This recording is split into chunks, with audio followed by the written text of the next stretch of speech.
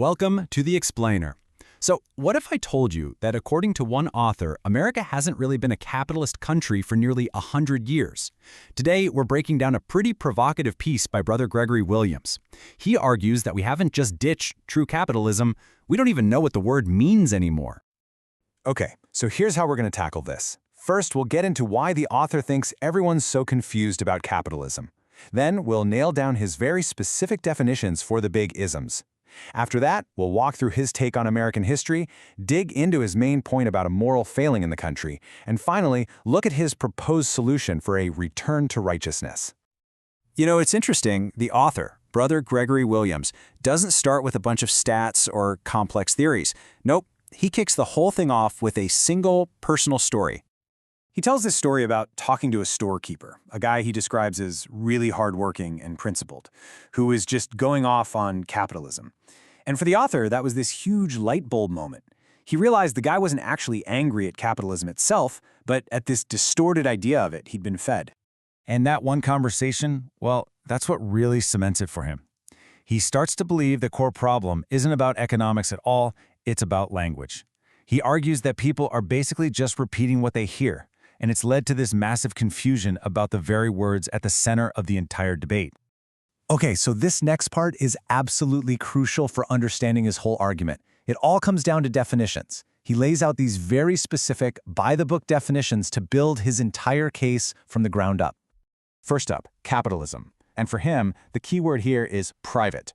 In his view, real capitalism is when individuals and companies, not the government, are in control of the wealth. This is the absolute bedrock of his entire argument. All right, so on the flip side, you've got fascism, and he boils it down to three main things. You've got a dictator with all the power. Any opposition gets crushed, and the state has complete control or regimentation over every single industry. And this is where his whole framework gets really interesting. He doesn't just define these ideas, he sets them up as complete opposites. He says, look, socialism and fascism, yeah, they can kind of blend together, but true capitalism, he sees it as being like oil and water with those two. It's just totally incompatible. For him, there's no gray area. You either have private ownership or you have state control. That's it. So, with those super strict definitions locked in, the author then turns to history to make what is probably his most shocking claim. America hasn't actually been a capitalist nation for almost a century. And this timeline here, it really lays out his story of a long, slow decline. He points way back to the early colonies saying socialism failed them, only for us to slowly creep back towards state control centuries later, starting with the Federal Reserve in 1913. This whole timeline traces a path to what he now calls debtism and capitalism, a system he says isn't run by private capital, but by government power and public debt. He uses the Jamestown colony as his Exhibit A. The way he tells it, the colony was on the brink of starvation under this collective, share-everything system. And the turning point? When they made a hard shift to private industry and personal responsibility, summed up by that famous rule, he who will not work will not eat. So this brings us to the real heart of his argument.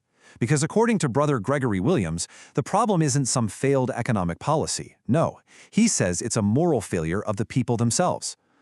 He anchors his entire moral case in this one biblical proverb.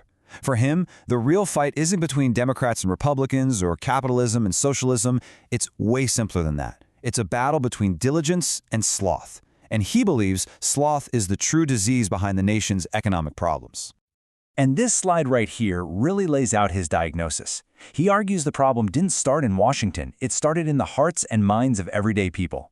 He lists off a whole series of what he sees as moral failings: wanting your neighbor's stuff through taxes, giving up on taking care of yourself, and in the end, trading away real freedom for the promise of government handouts. All right, so after that pretty bleak diagnosis, what's the cure? Well, according to the author, the solution isn't some new law or a different politician.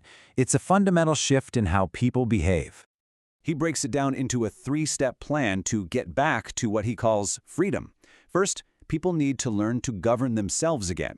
Second, welfare needs to stop being a forced government program and become a system of voluntary private charity.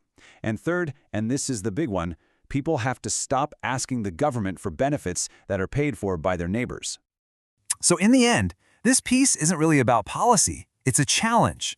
The author frames America's future as a clear fork in the road, a choice between two paths. One is self-reliance and diligence, and the other is state control and sloth.